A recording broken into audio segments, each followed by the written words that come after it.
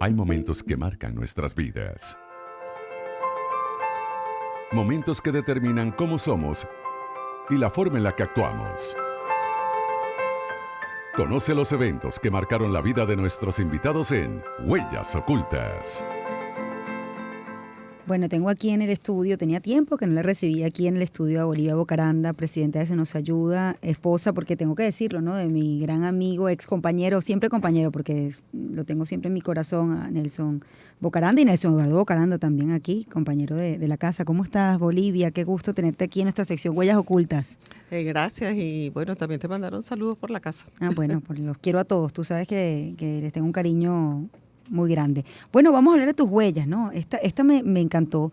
Cuando entraste al Colegio Santiago de León y eras la única niñita en un colegio de varones. Cuéntame Bueno, esa mire, historia. Ahí yo descubrí que mi abuela era mágica, porque estábamos rodeados de mis hermanos, mis primos, eran puros varones en la familia, y yo fui la primera niñita. Y entonces me metieron en el Mater Salvatori. Y yo llegué a mi casa llorando que no quería ir para el colegio y le dije a mi abuela, no es que las monjas me pegaron. Ahora adulta, yo pienso que las monjas me harían así, me agarrarían el cachete y me dijeron que maja, algo así. Y yo llegué a la casa diciendo que me habían pegado una cachetada, que me habían tocado, que no quería ir, que yo quería ir para el colegio de los varones. Y mi abuela era muy amiga de Rafael Vegas. Y entonces se presentó mi abuela al colegio y le dijo, no, mira, esta niña no puede ir para el Mater Salvatore, la tienes que meter aquí. Y además lo lógico es que tú te empieces a tener este colegio mixto. Y entonces yo entré y fui la primera niñita que entró en preparatorio. Y a medida que yo iba subiendo un año, iban poniendo al año siguiente mixto. Entonces siempre éramos una minoría de niñas. La segunda que entró creo que fue Benesla, que era la hermana de César Miguel. Y nos íbamos todos, eran puros varones y dos niñitas en el transporte. Primero yo sola y después con Benesla. Y yo creo que eso forjó también parte de mi personalidad, porque Cristina me dice, pero todos estaban enamorados de ti. Y yo le digo, pero claro, si no habían niñas, o sea, todos se tenían que enamorar de las dos que habían, de las tres que había. Y ahí descubrí que, bueno, también para mí mi abuela fue muy importante y mi abuela me marcó definitivamente toda mi vida. Sí, hay algo importante allí, es ser pionera, ¿no? Sí, no es fácil estar en esa posición, eres la única niña. Tienes que convivir, digamos, con quizás otros gustos, otras personalidades. ¿Recuerdas eso? ¿Fue difícil que te incluyeran, te tomaran en cuenta? ¿O más bien el proceso se dio natural? Se dio de una manera natural y bueno, y todos los muchachitos no jugaba metra, pero todos nadábamos. O sea, el deporte que nos unía a todos era nadar.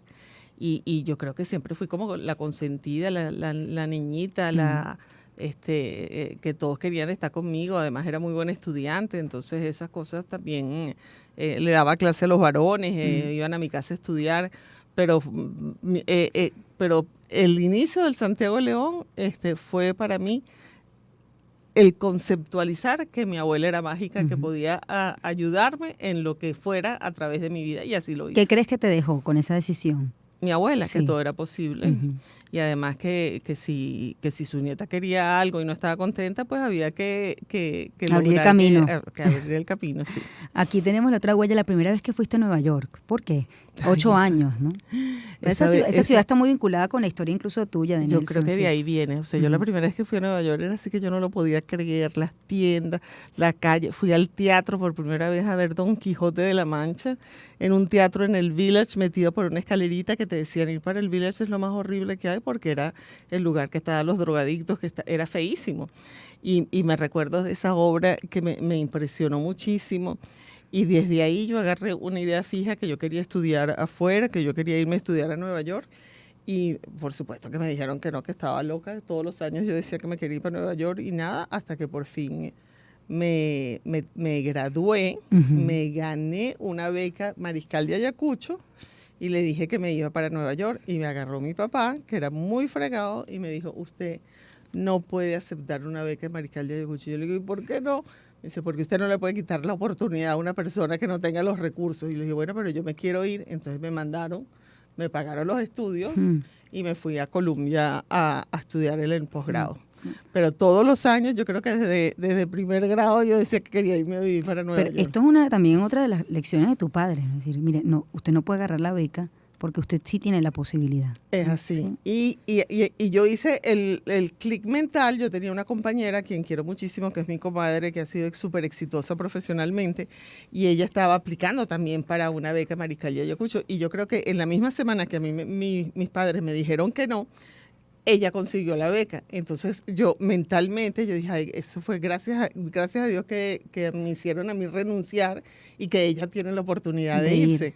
Ella se fue para Boston y yo me fui para Nueva York y bueno, somos muy amigas y ella ha sido una profesional excelente, Josefina Angulo. Ahorita que estamos hablando de huellas, cómo le cambió la vida a mucha gente. En este caso, fíjate, tuya a través del ejemplo, ¿no?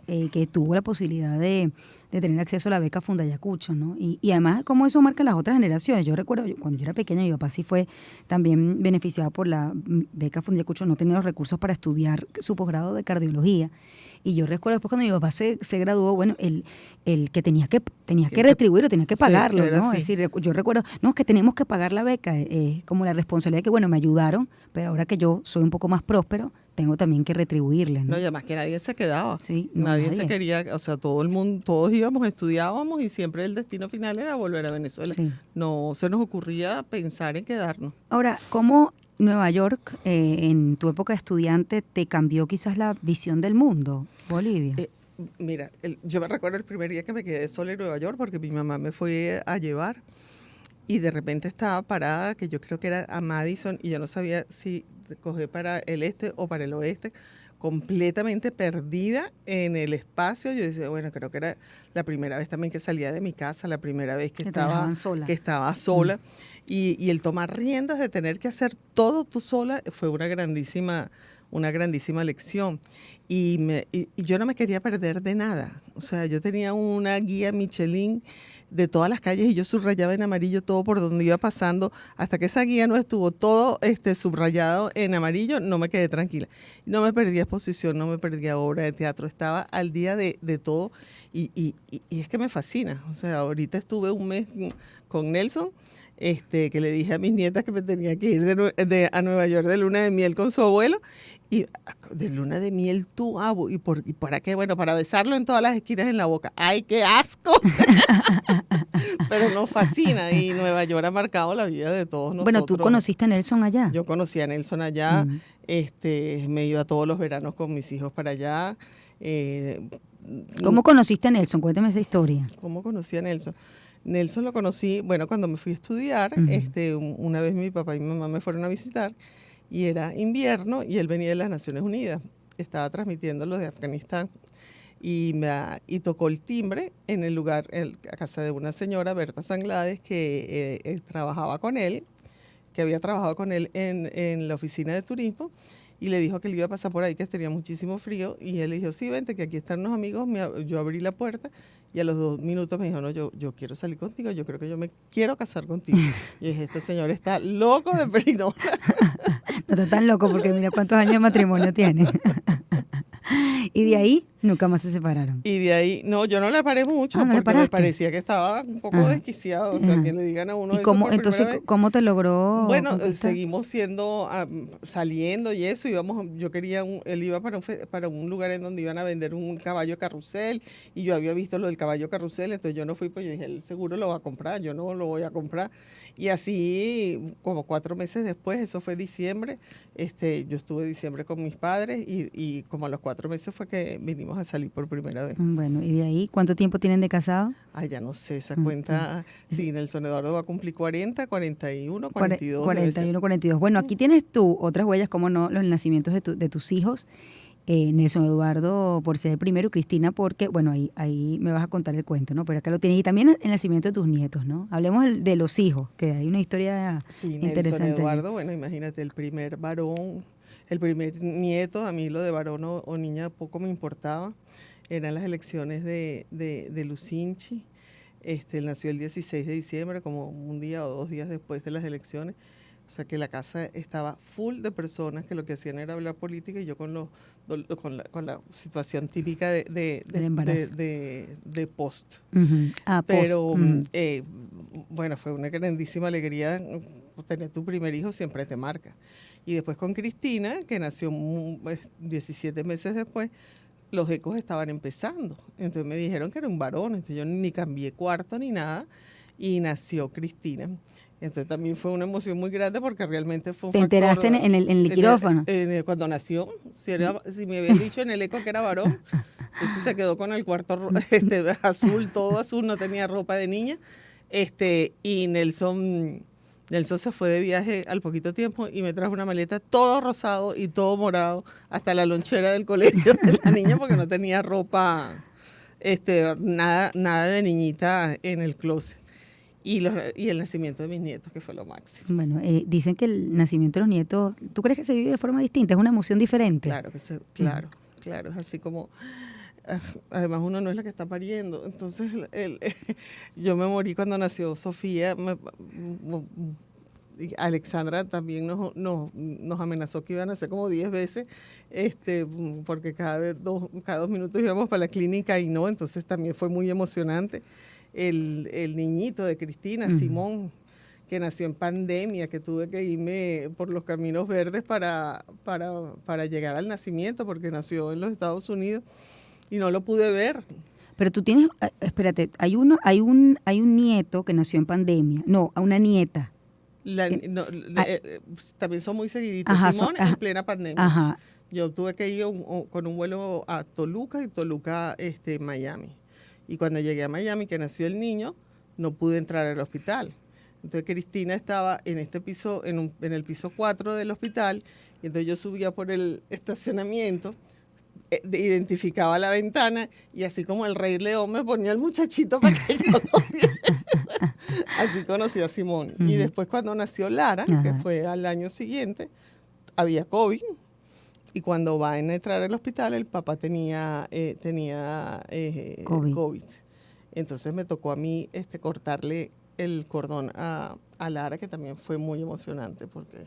Estabas allí en ese momento, sí. Ahí me recordé de mi abuela, ahí le dije lo chévere que es ser mujer, cómo se podía ganar el mundo siendo mujer y qué orgullo tenía yo de cortarle el cordón, qué belleza. y que ella fuera muy feliz en su vida. Bueno, Dios te puso ahí. Bueno, el otro momento significativo, bueno, en tu vida es el momento del diagnóstico de cáncer, ¿no? Y estamos justamente en el mes rosa, donde haces una labor maravillosa a través de la fundación, ¿no? Pero hablemos justo de ese momento, porque siempre es bueno, hoy estamos aquí, gracias a Dios estás sana, pero bueno, en algún momento tuviste incertidumbre, Mucha. ¿no? Y es bueno también entender cómo le cambia la vida a alguien después de que, bueno, escuche esa palabra, ¿no? Y cómo lo supera y cómo convive con ella, porque me parece que eso siempre está ahí, como ese temor, ¿no? Bueno, fue en estos días, porque hoy estamos a 13, ¿no? Uh-huh. Y era un fin de semana largo de un 12 de octubre cuando me dieron el diagnóstico. Hoy 13 cumpliría año mi mamá y yo no me pude sentar en la mesa a comer y le dije a mi mamá que tenía una jaqueca horrible, que nunca me da dolor de cabeza. Y al lunes siguiente ya estaba en el médico buscándolo, haciendo todas las diligencias que tenía que hacer. Y me operé rapidísimo y me hice todo lo que tenía que hacerme, pues. La biopsia en 2 minutos, yo quería como salir rápido de eso y mi cumpleaños es el 26, Nelson iba para una convención de Unión Radio en Santo Domingo y ya yo el 26 estaba en mi casa, ya Nelson se había ido de viaje y llegó para mi cumpleaños, o sea que estamos hablando entre un 13 de octubre y un 26 ya yo tenía todo resuelto. Y por supuesto que nos cambió a todo el contexto familiar, porque cuando le da cáncer a algún miembro de la familia, todos se ven afectados. Y siempre tuve la idea de hacer algo. Incluso el médico que me trató me dijo, no, espérate, estás muy incipiente para empezar a trabajar, a querer hacer algo con respecto al cáncer de mama, pero de verdad que no le paré. Y he recibido los mensajes más extraños a través de mi vida de que eso es lo que he tenido que haber hecho.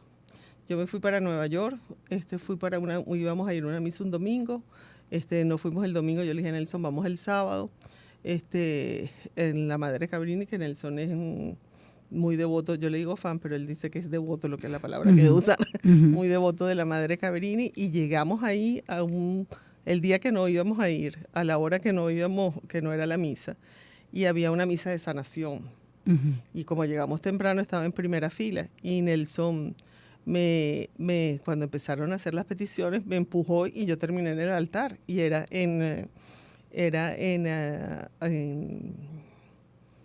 arameo, creo que era el idioma que estaban hablando, y nos habían dicho no van a entender nada, pero si quien sienta que se vaya desmayando, pues tranquila y hay alguien que las puede recoger, y yo no entendía nada. Y cuando yo salí de primera, eran 2 curas que estaban oficiando, y el segundo me preguntaron, ¿por qué está usted aquí? Y yo le dije, no llegué a hablar, y el otro cura me puso la mano en el pecho, y me dijo, ella está aquí porque la operaron de un cáncer de mama. Y yo me senté y le dije, Nelson, ¿pero por qué tú saliste a decirle al cura? Le dije, te lo juro que yo no, ¿en qué momento le dijiste esto al cura? No, yo no he dicho nada. Y al salir, el cura me dijo, yo quiero hablar contigo. Y entonces me dijo, tú tienes una gran misión, tú no eres tan creyente como tu marido, pero algo tienes que hacer. Algo tienes que hacer y esta es una lección para ti. Bueno, esa fue la primera vez. Después, 5 años después, se volvió a repetir la misma situación. Después Fundana trajo aquí a un conferencista que era de un americano, y yo fui después de operadita. Y el señor me dijo, yo sé que tú tienes, yo le llevé un horóscopo que me hizo mi abuela, porque mi abuela hacía cartas astrales, y el año ese, el 99, estaba como un año dificultoso para mí. Y yo se lo llevé y el tipo quedó fascinado con el horóscopo que me había hecho mi abuela cuando yo nací. Y entonces me dijo, aquí está este año te cambia por completo tu vida y tienes una misión. Y bueno, y todos los días me pasan cosas extrañas. Yo esta pregunta te la hago porque te la he hecho varios años, pero a mí me gusta volverla a repetir cada octubre contigo, y es, bueno, la gente que sobrevive del cáncer puede tomar 2 decisiones, o no querer ni siquiera escuchar la palabra, olvidarse de eso, dejarlo atrás, pero tú escogiste un camino difícil. Tú todos los días convives con esa Bolivia del 99 que le dan un diagnóstico, ¿no? Entonces es ver el sufrimiento, la incertidumbre de miles de mujeres que se acercan a ti con lo mismo que tú tuviste. Entonces, eso no es agotador para ti. Bueno, pero también está la otra cara, que es lo que se está haciendo en la fundación. O sea, el hecho que tengamos unos indicadores de que durante todo lo que va de este año se hayan atendido a 2.000 pacientes y se les haya dado servicios, más de 4.200 servicios, también te da una gran satisfacción dentro del caos y de la crisis tan grande que hay ahorita en el país. Entonces tú también dices, bueno, estoy conviviendo con esto, pero tienes esta parte gratificante de que estás haciendo algo, tienes tu ticún, como dicen ustedes. Explícale que tu misión. Una misión de cosas que tienes que hacer en esta vida, pues. Y uno teniendo tantos recursos, los intangibles, que son las relaciones. Estamos ahorita en una sede que no cabemos. Lo dije en un programa y ya me están ofreciendo 3 espacios en el bosque para crecer. O sea, esas son cosas de que uno tiene la obligación. Yo me siento que yo tengo la obligación moral de dar de todos los beneficios y de toda un agradecimiento por la vida. En estos últimos años, ¿has podido realmente ayudar como hubieses querido? Entendiendo, me gustaría tener como una radiografía. ¿Qué pasa con una mujer que hoy le diagnostican cáncer en Venezuela? Bueno, primero que tiene organizaciones como nosotros, y es caótico, y ya nosotros nos hemos convertido en un centro de referencia en donde hacemos alianzas estratégicas con diferentes centros de salud, porque los hospitales no tienen nada. Entonces, nosotros negociamos y nos dan unos precios más solidarios de los que hay en el mercado, y ese precio tal cual se la pasamos a las pacientes. O sea, estamos hablando de que un examen que te den un 30, un 40, un 20% ya es un ahorro para el bolsillo. Y otra cosa también es que no existe la información. Entonces nosotros, como estamos al día en todo qué está funcionando, qué no está funcionando, el laboratorio que nos da más ventajas, en dónde vive la paciente, que la remitimos para que vaya a un centro para el otro, ya eso es importantísimo para la paciente. Y si la paciente nos dice, mire, yo no tengo los $20 con que pagar una mamografía, bueno, ¿cuánto puede pagar usted? Entonces, $5, ok, $5, y nosotras ayudamos con el resto del dinero. Me hubiese fascinado tener un presupuesto inmenso para ayudar cada vez más personas, y por eso es el esfuerzo que se hace ahorita en octubre y que se pueden meter en nuestra página de Instagram para que vean todas las alianzas que tenemos de mercadeo con causa y la ruta gastronómica y que estamos en los centros comerciales. Pero ya un descuento, ya el oír a una persona, atenderla con amabilidad, ya eso es un valor agregado que se tiene dentro de la fundación. Los médicos que trabajan ahí son médicos que están ejerciendo un voluntariado, porque los precios de una consulta en $20 no la consigues en ningún lado. Y te digo, eso es quien la puede pagar. Y la radioterapia también, tenemos convenios con infinidad de clínicas que nos dan esas facilidades. El mamógrafo del hospital universitario solamente está funcionando para aquellas mujeres diagnosticadas. O sea que hay un vasto grupo de personas que se benefician de la organización.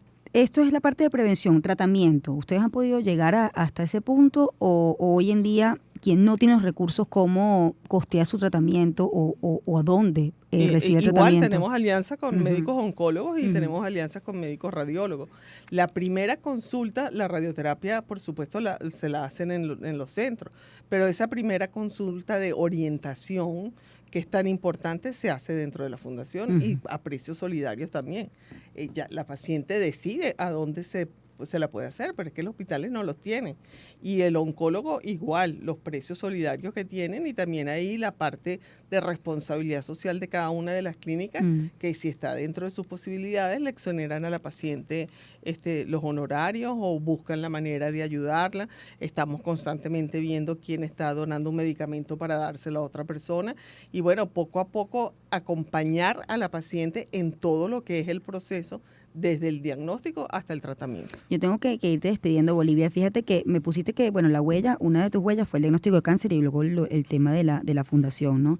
Esta huella pudiste haberla borrado, es decir, yo no quiero hablar de eso, pero te cambió significativamente, ¿no? ¿Cómo ves tú la vida después de esto? ¿Qué huella te dejó el cáncer en ti? Bueno, toda esta misión que he tenido y la satisfacción de tener de haber fundado junto con Beatriz y con Ingrid, pues una fundación como Se Nos Ayuda, que estoy segura que cada una de esas mujeres que se ha apoyado, pues es una huella que dejas en el país y de la construcción de un país nuevo. Te agradezco mucho, Bolivia. Qué gusto tenerte aquí, haber conocido tus huellas y, bueno, la invitación, por supuesto, mes de octubre, ¿no? Hacerse de la mamografía. Es así. Importante. De un año a otro puede cambiar. Así le pasó a Bolivia, ¿no? Tú te hacías tus controles cada año, ¿no? Yo me hacía mis controles cada año. Sí. Y el hallazgo fue a los 46 años. Bueno, Bolivia Bocaranda, presidente Se Nos Ayuda. Vamos a hacer una pausa. Ya volvemos.